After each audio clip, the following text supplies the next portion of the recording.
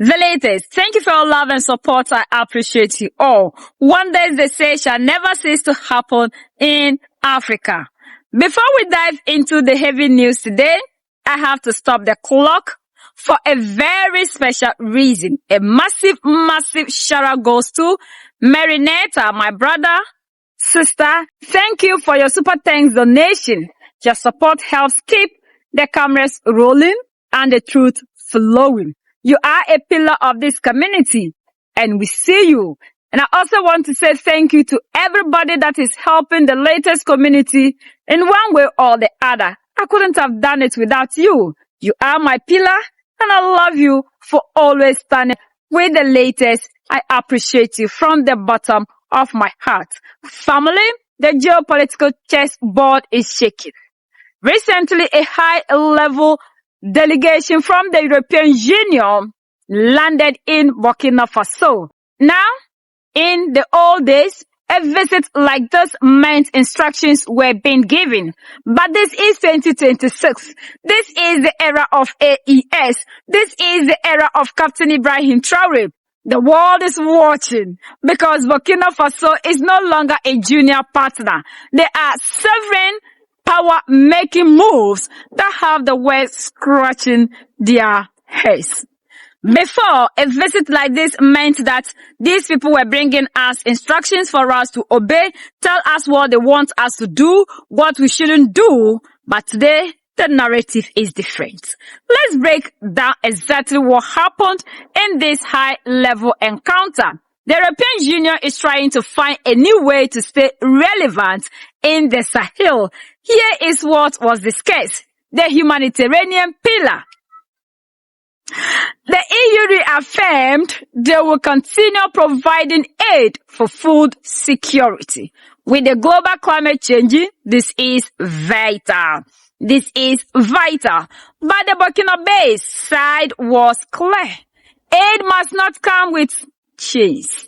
The security dialogue for years, the old way of fighting terrorism, failed.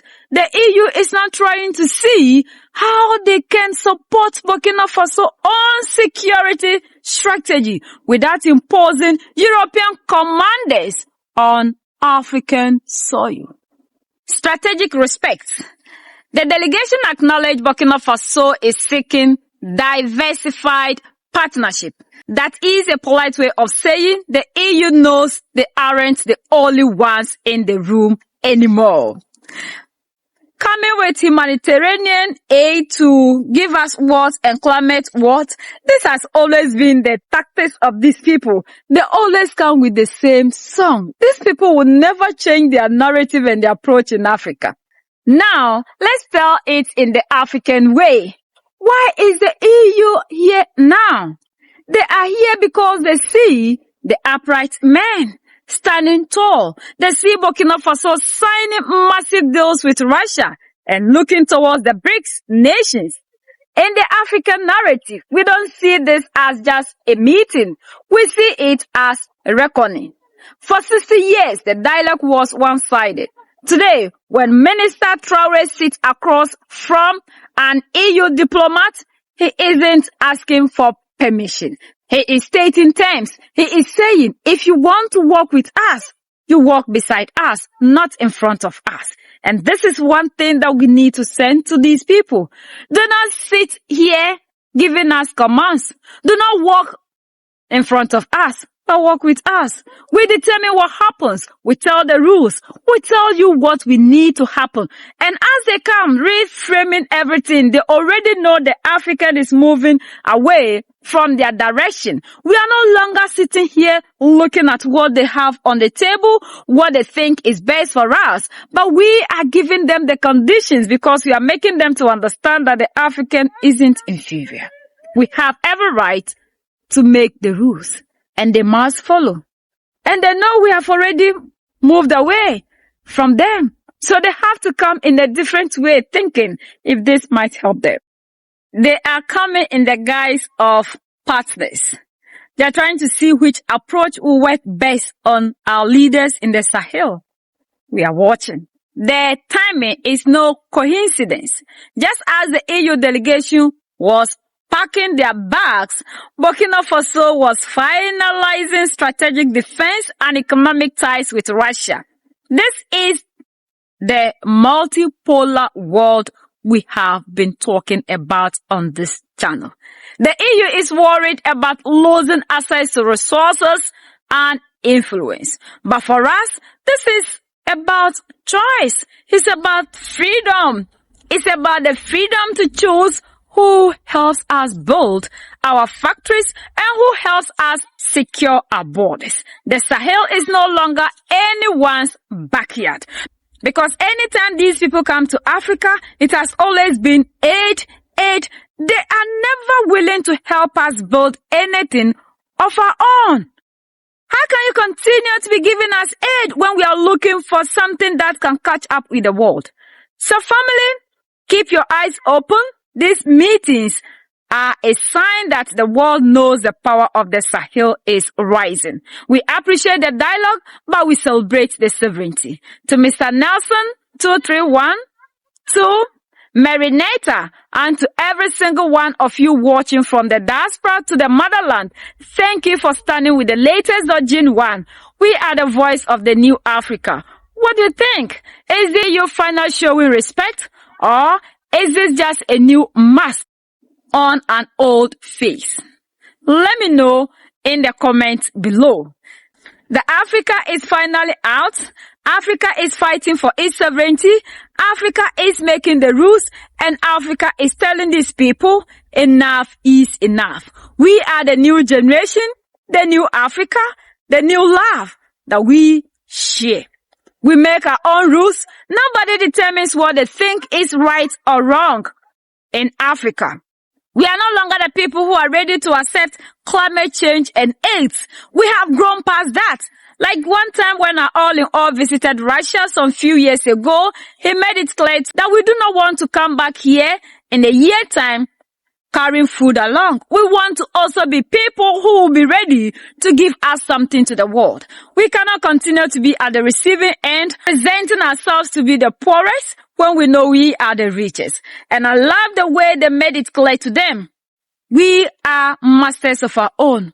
We decide our rules. And as they are leaving, we've seen Russia entering. Russia isn't a nation that is here to give us aids.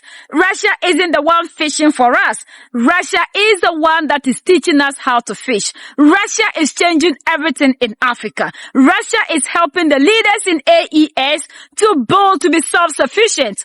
Unlike these people who are making us to continue to be slaves. All that they can offer to the African is aids. As if Africans were hungry. Africa is a very fertile land whereby we farm our own food. I don't think that they listen to what is happening in the Sahel, where we have our all-in-all Captain Ibrahim Traore using the prisoners to farm, and there was abundance of everything. Yes, we can say we are not facing challenges, but we are overcoming our challenges. As long as we are building to restructure everything, there will be challenges. But these challenges are the things that are helping us to be stronger. These are the things that will keep us going. These are the things that will give us the strength. So challenges strengthen and not weaken. And if we can recall, we know that European Union, they are also facing a whole lot of things. People are in EU that can barely feed themselves. People are homeless. People can take care of their health care. Why don't they give this charity to their people that need it most, instead of always coming into Africa to make it look as if we can never do anything without their help? As for AIDS, Mali, Niger, and Burkina Faso have proven to the whole world that we don't need the aid. Cutting aid has even helped us because it will give us the strength to even do more. It's only those in the democratically elected who are still trying to be puppets and who do not want to utilize the land. But Mali, Niger, and Burkina Faso are telling the whole world that they are the leaders, they are the masters. Nobody dictates to them. And they only do what is best for themselves and their people.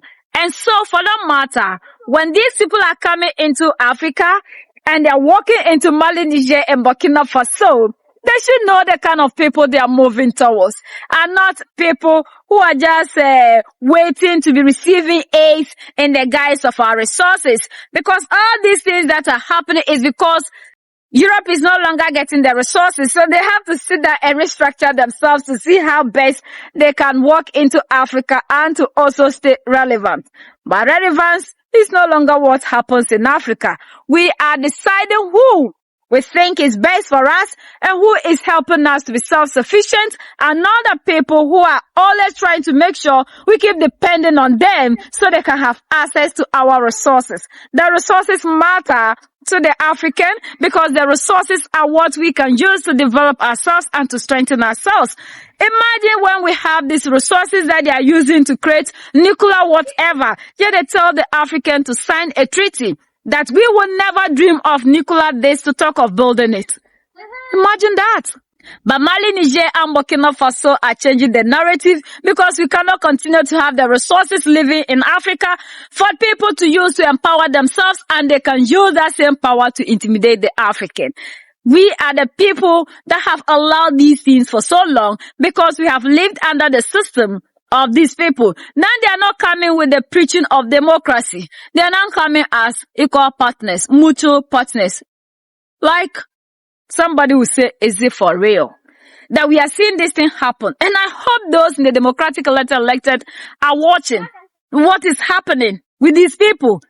As they sit down and these people in the democratic elected run after them, these ones in Mali, Niger, and Burkina Faso are rather crossing their legs, and these ones are rather chasing after them. I hope these people can at least stop talking and pointing fingers at people who are doing what they have never been able to do. And then either join them or they vacate for people who are ready to be Africans to take the mantle. If we continue to stand firm to defend everything that we have in Africa, nobody will ever dare look down upon us anymore. We are the only ones that can set ourselves free. United we stand, divided we fall, and united we keep standing forever and ever. The greatest enemy of the African is mental slavery. So let's decolonize ourselves from mental slavery. Let's keep sharing to educate our brothers and sisters. Together we make Africa great for ourselves and the next generations that are going to come. So that's the latest around the world in Africa, West Africa, and in Burkina Faso.